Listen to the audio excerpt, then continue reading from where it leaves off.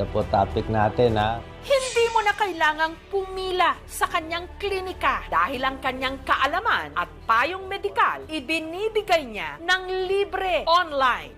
95 or more ng sakit maiiwasan. 6 na bagay lang susundin natin. Tignan natin, ha? Naging takbuhan ng milyon-milyon niyang followers para sa kanyang practical health tips. Kasi yung utak natin, pag positive ang attitude natin, mas gagaling tayo. Gawin mo lang kung ano pa kaya ng katawan. Don't let sickness poison your mind. Siya ang binansagang doktor ng bayan, ang doctor turned social media influencer na si Doc Willie Ong. Share po natin sa ating kababayan para makatulong. Una ko siyang nakapanayam taong 2020 sa kasagsagan ng pandemya. Hi, Doc Willie Ong. Saan niyo nakuha yung idea to go online? Nung naging doktor ako, Jessica, talagang gusto ko talaga tumulong.